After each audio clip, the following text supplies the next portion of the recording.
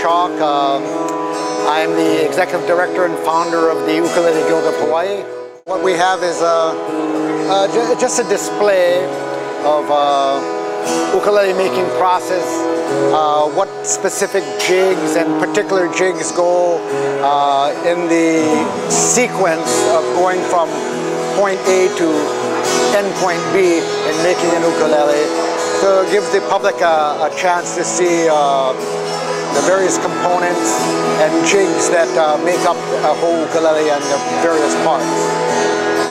Hi, I'm Doug Long. I'm an ukulele builder. I also do a program on Olela's channel 52 called Uk Builders Workshop.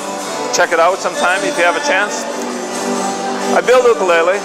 I was supposed to have all these ready for the show. I didn't ever finish them up, so I brought my unfinished instruments down just to give people an idea of what goes into building an ukulele. I also sell some parts, so if you're an uk builder and looking for some parts, give me a call. So these are, this is Sitka spruce soundboards. This is Western red cedar. It also makes an excellent soundboard. When you're building an ukulele, you're starting with a kit like this that you make the necks out of. Different bracing like this goes on the inside of the ukulele. So this is the kerfling.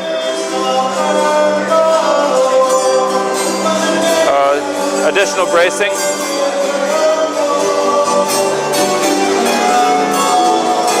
So a kit like this you would use for doing this bracing on the front and the back of the ukulele. Right? So I just brought some samples down of different types of things so people can see what goes into the ukulele. So this was a damaged face, but this is showing another type of bracing called kasha bracing. So this one will have the sound hole put here on the side. So when you see these ukulele that have the soundboard, the sound hole off to the side, it'll be this kasha bracing. So this would be like here. All right. The sides start out as just flat pieces like this. And then with heat and steam, I use a heat blanket. They're bent and then placed in a jig like this just to hold their shape. After this, then you would glue on, the first thing that gets glued on is the face, put more bracing on the inside, and then the back gets glued on after. Other than yourself, who do you consider the most consummate ukulele builder locally? Other than myself? Other than yourself. I'm not in that list. There's some great builders here. Dan Ryerson is here today. Raul Schoenbrand has been around. He does some incredible stuff. Manny Halligan here is doing some really artsy kind of stuff. Hello everybody, my name is Manny Halligan. I'm the president of the Ukulele Guild. I'd like to show you some of my work. This here is core face with a quilted maple back. The next one here is a kitchen countertop made out of corian. This is also a corian countertop ukulele.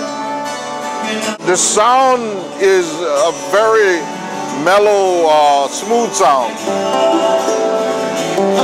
Beautiful sound from this type of material. The various other ukuleles here is Kamani from Hawaii. It's a hardwood from Hawaii.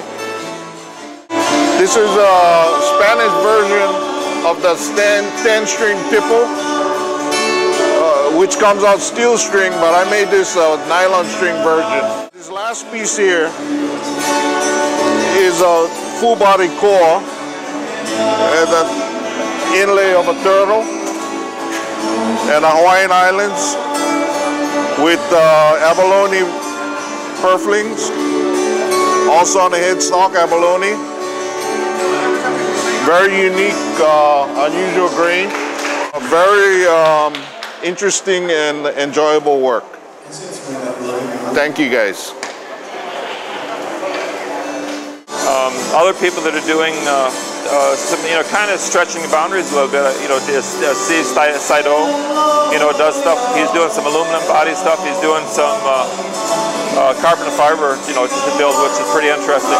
Clarence Suasato, just builds builds beautiful instruments just a little bit.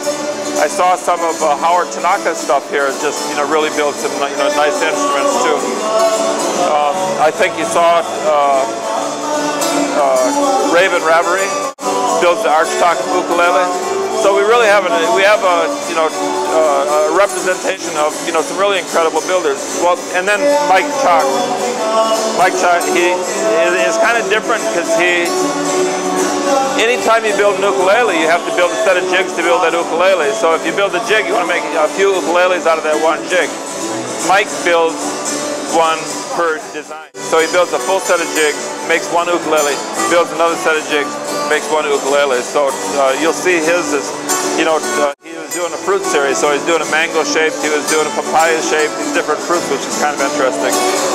Anyway, thanks for stopping by, and we have another show coming up November 20th and 21st, 2010 at the Princess Kailani Hotel in Waikiki again, and we hope to see you at the exhibition there.